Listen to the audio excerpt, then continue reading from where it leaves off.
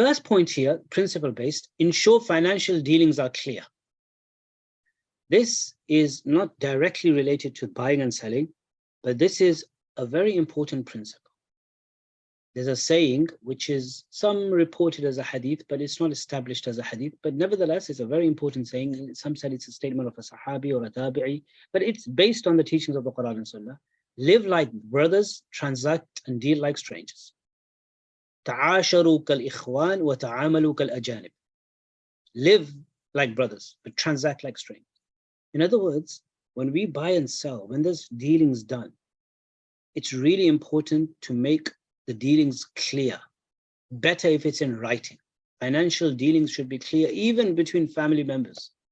Even if you are borrowing money from your own sibling, from your own brother, from your sister, from your parents, just today, I mean, I've had cases where dealings are not clear and people have ended up fighting, quarreling, disputing, and never talking to one another for the rest of their lives.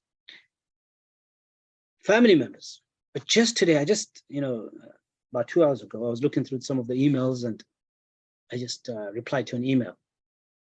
I had an email that a mother sent an email that me and my husband, we borrowed our daughter, married daughter, and her husband, like our son-in-law, we borrowed some £1,000 for some property. And we made it clear, we said it was borrowing and they know it was borrowing, but just for some tax or legal purposes, we just wrote it down as a gift. But that was just, we knew that was just writing it. It wasn't really, that's not what we had an intention. We said it's borrowing. Now, they paid us half back. Now we've received a message from our son-in-law saying that we are not going to pay the other half back. Rather, forget the other half back. You should be giving back to us the first half that we gave you, because it's a gift. And in Islam, it is haram to take back a gift. You are demanding to take back a gift and you took half of it back, give that half back to us and we're not going to pay. Dispute between son-in-law and daughter and parents.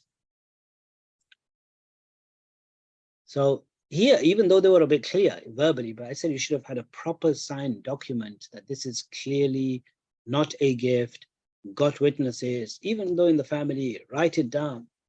You know, people have family businesses. Father starts a business, one son comes and starts working after graduation. No one knows in what capacity. Is he employed by the father? If he's employed, what are his monthly wages and what's his salary? Does he have a share in the business? Then if it's a partner, then does he have 10%, 20%, 25%? How many percentage ownership in the business? Is he just voluntarily helping the father? What capacity? Make it clear. No, it's just family. Who talks about these things in family? Well, don't talk about it, but later you will no longer remain a family because of this. Then the second son comes and the third son, and everyone it's just like, oh, we all eat together, no one knows nothing. And then the father gets old and then he passes away, and then inheritance, and then big issues between them. Or one, even when the father's alive, one gets married and he took more money from the business and he took less, and this is not his money and he didn't. Make it clear. Ensure financial dealings are absolutely clear. Very, very important to make financial dealings clear. Loans, buying, selling, transactions, all the things should be very, very clear.